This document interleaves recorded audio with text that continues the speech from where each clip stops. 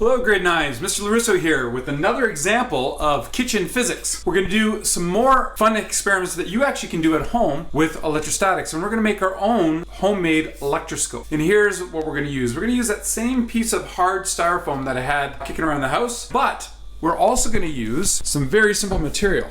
What I have here is two aluminum foil pieces made into balls held up by a piece of thread on a hook. Now the key thing is I want these things to be free floating in air, and this is going to demonstrate the concept of static electricity. Specifically what we're going to do is something called charging by contact. So let's take a look at the current setup. What you can see is that the two aluminum foil balls are sitting in contact with each other. They're being held down by the force of gravity. What I'm going to do is I'm going to use this little piece of styrofoam and I'm going to rub it against my shirt like I did in the last video, and I'm going to generate a static charge on this, and then I'm going to transfer some of that charge to these objects, and watch what happens when I do this. When I bring it in close proximity, you can see that the closest aluminum foil is moving towards the styrofoam. And that's because we are inducing a charge inside the balls themselves. What I'm actually showing here is something called polarization, and I use the word induced. Now let me show you what I mean by induced. Notice the rod here is positive. When I bring this positive rod in, it draws the negative charges over to this side. This is what we call by induced. So now, the reason why is this side is now induced positive, this side is induced to be negative. So we call this polarization.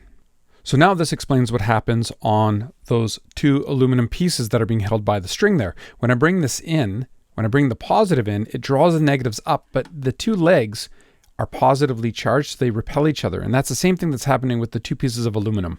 So what that means is the negative charge buildup on the styrofoam is causing the electrons to move to the other side of these pieces of aluminum, which means that the more positive end is being attracted. So as I bring it closer, the force gets stronger, and then eventually they touch. Now, the moment that it touches is the moment that we got some charge transfer.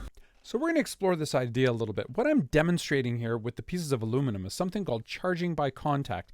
You could see that the styrofoam touched one of the pieces of the aluminum. The big idea is this. When we have a charged substance, like in this case, we have two types of charged rods, a positive one and a negative one. In our experiment that I was doing in the kitchen, I was using styrofoam. What's going to happen is some of these charges are going to transfer to this thing called the electroscope. And this electroscope is essentially the same thing that I've demonstrated with the two pieces of aluminum hanging from the thread, and when contact is made, we saw that the two pieces of aluminum separate from each other. So here are some examples of some charged rods. So this one is positive, this one is negative, and this one is going to be neutral. Let's start off with the neutral one. When I bring the neutral one in close proximity, nothing much happens. But watch what happens when I bring the positive one. When I bring the positive one in here, as you can see at the very top, we have some negative charges being pulled up. And again, we talked about that polarization or induction. So right now the electrons are being attracted throughout the entire electroscope, and they're being drawn up, which means the bottom of the electroscope, the legs down there, have been induced to become positive.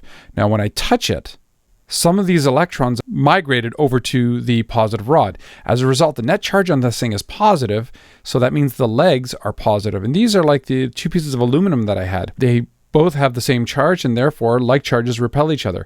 And then we can bring the positive rod again, and then we can even steal more electrons. And the more electrons that we steal, the further the legs separate, or in our case, the pieces of aluminum.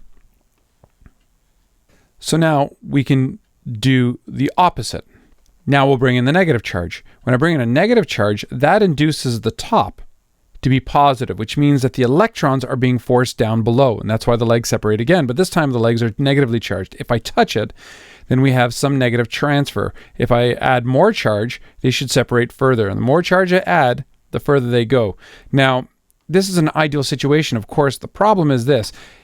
In the environment, especially in the summertime, we have a lot of humidity here, and that humidity causes these charges to not be isolated on the electroscope, but they'll actually jump onto the bits of water that are absorbed into the atmosphere. So it's very hard to keep a charge.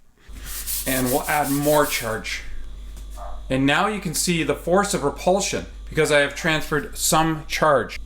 Now, the more charge I add, the further they should separate. Hey folks, so I had to modify the experiment a little bit. It was a little too humid upstairs, and as a result, it was really difficult to hold the static charge. So I've modified the apparatus a little bit, and let me show you what I did. So I've swapped out the materials. As you can see, I have copper instead of aluminum now. Copper is a conductor. However, it's being held up by this thread, which is an insulator. So what we're going to do is I'm going to very carefully charge it using the same styrofoam, but this time my very, very staticky hoodie.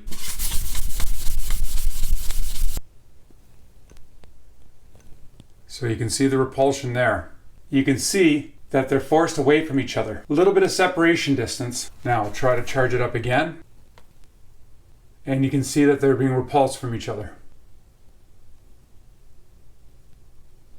And there is the force of repulsion. Now slowly that charge buildup is dissipating into the environment because the house is a bit humid from all that rain that we had yesterday. This works much better in the winter, but still not bad. So I've made a modification to the setup. I actually increased the size of the aluminum bits. And the thought is, with a larger size, they should be able to hold more charge. And now, when we charge them up, lo and behold, I think we have an improvement. So you can see a significant amount of separation. Let's try to add even more charge. Now that's a lot of force.